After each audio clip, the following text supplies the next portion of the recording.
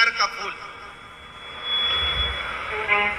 ऊपर से सफेद, नीचे जो उसकी डंडी होती है वो थोड़ी नारंगी होती है, संतरे के कलर की होती है, नारंगी कलर। महाराज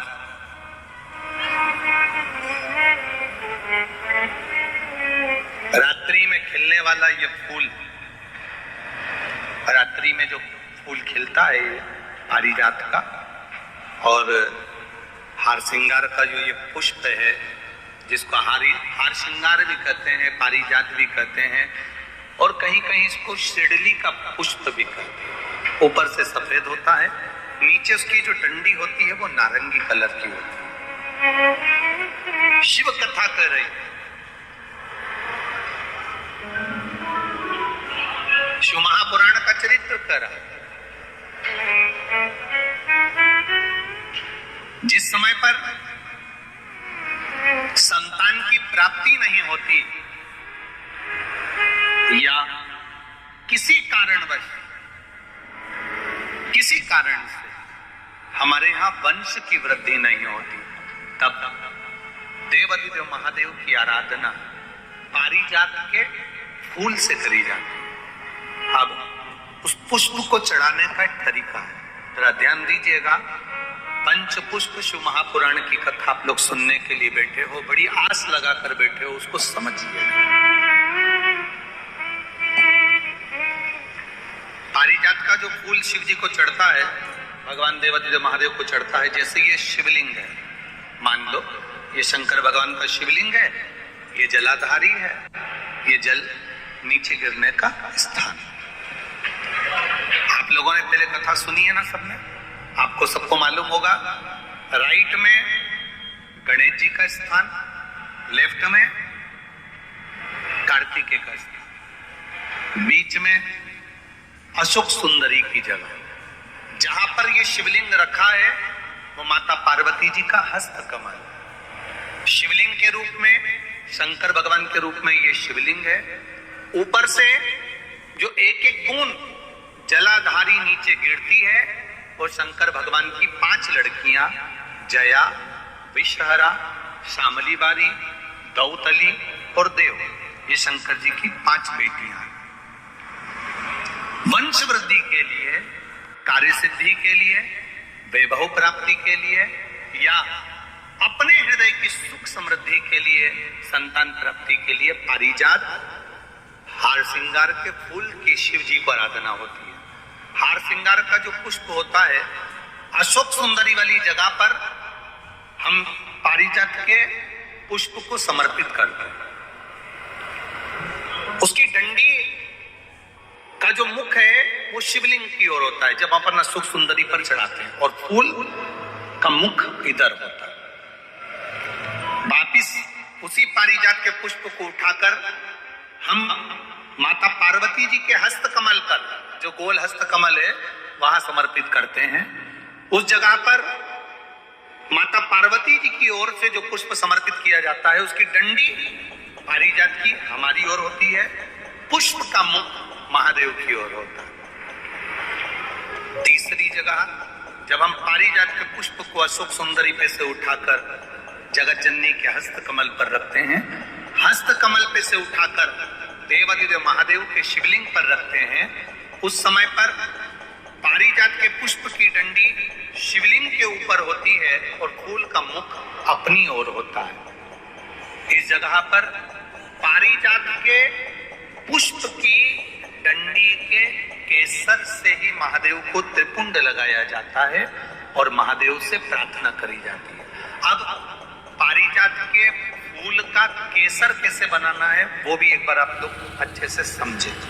जैसे मान लो अभी पारिजात का तो फूल यहाँ पर नहीं है, पर आप टीवी पर दर्शन कर रहे होंगे। पारिजात पुष्प की जो पीछे की डंडी होती है, फूल सफेद और पीछे जो डंडी होती है नारंगी कलर की, केसरिया कलर की, उसको तोड़ लिया जाता है। तोड़कर ऐसी 25-50 फूल की पीछे की डंडी को तोड़कर उसको रख दिया जाता है।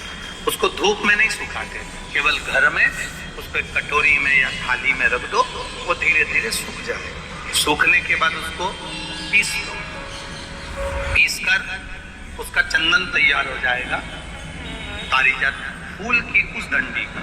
और जिस समय वंश के लिए, सिद्धि के लिए, कार्य सिद्धि के लिए या वैभव प्राप्ति के लिए हम पारिजात का पुष्प देवादिदेव महादेव को समर्पित करते हैं, उस समय इसी को पानी में घोलकर देवादिदेव महादेव को जब आप लगाएंगे तो जैसे केसर घुलती है, केसर का जैसे कलर होता है, केसर जैसी सुगंध करती है, वैसे की वैसे ही ये पारिजात की जो डंडी आप लोगों ने सुखाई है, वही डंडी का जो चंदन बनाया है, शिव जी को लेपन करा है, उस समय पर अपने हृदय की बात आपने जो देवादिदेव महादेव को कही है, बस वही सुगंध हमारे जीवन में आना प्रारंभ हो जाती है। वो पारिजात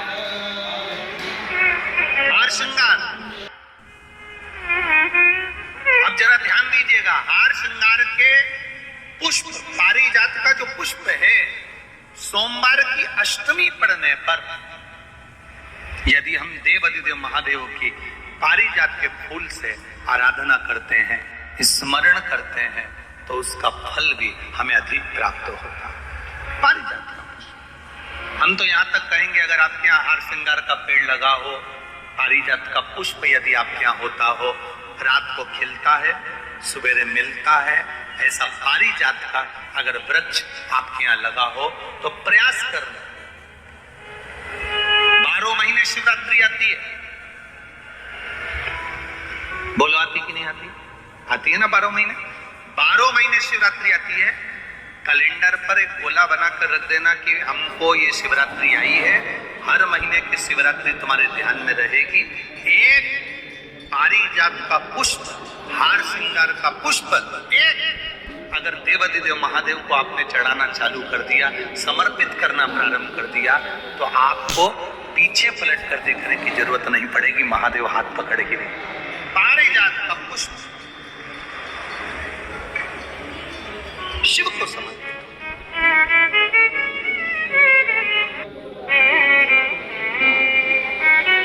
सफेद कलर का पुष्प है, आप टीवी पर दर्शन कर रहे होंगे, केसरिया कलर की, नारंगी कलर की उसकी डंडी है, भगवान शिव को समर्पित।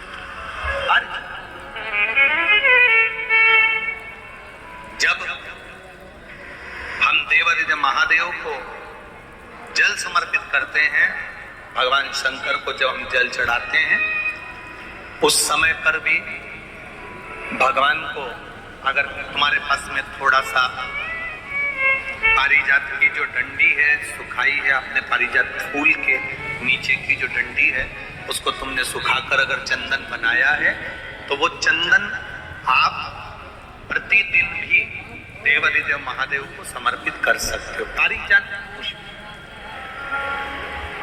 एक बात और हमारे स्मरण में रहे,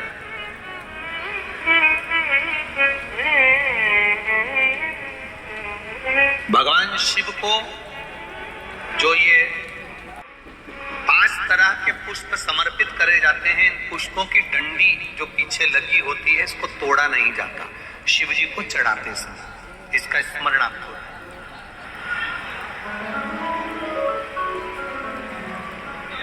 3 शिवालय ऐसे हैं जहां पर पारिजात के पुष्प को समर्पित कर देने से, भगवान शंकर को अगर पारिजात का पुष्प समर्पित किया जाता है तो मनवांछित फल की प्राप्ति होती है। पहला, मां नर्मदा से निकला हुआ कंकर नर्मदेश्वर महादेव। अगर कहीं नर्मदा जी के कंकर से शिवलिंग बना हुआ है तो मां नर्मदा के शिवलिंग पर पारिजात का पुष्प समर्पित होता है। दूसरा, जो शिवालय एकांत में हो,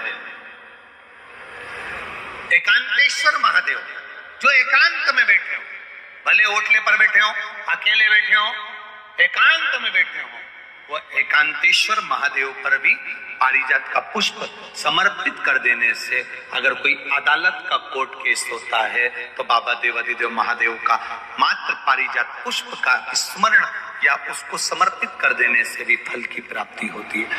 तीसरा, ऐसा शिवालय जो नदी के तट पर हो, सरोवर के तट पर हो, कुंड के तट पर हो, बावड़ी के तट पर हो, कुएं के तट पर हो। आप सब लोग तो ग्रामीण क्षेत्र के निवासी हैं और जितने लोग भी कथा सुन रहे हैं आस्था चैनल पर, फेसबुक, यूट्यूब पर, सबके स्मरण में होगा, पहले हमारे जो पूर्वज होते थे वो कुआं बावड़ी के पास में शंकर जी का शिवलिंग रख देते थे।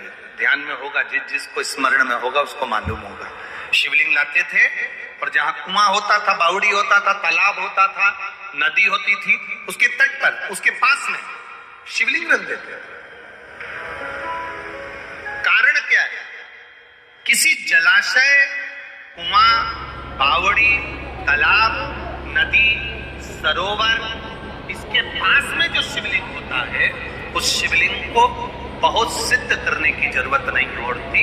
स्वयं गंगा मैया उस कुंड बावड़ी के रूप में रहकर शिवलिंग को सिद्ध कर देती है और वहां स्वयं विराजमान होती है। वहां पर भी यह हार श्रृंगार, पारिजात का पुष्प शिव को समर्पित किया गया। 3 जगह ऐसी है जहां कभी मौका मिल जाए और तुम्हारे पास में पारिजात का फूल हो और कहीं तुम्हें मिल गया, तुमने आज्ञा ले ली, हम ये पुष्प ले लें क्या, और लेकर अगर आपने चढ़ाया है तो उसका फल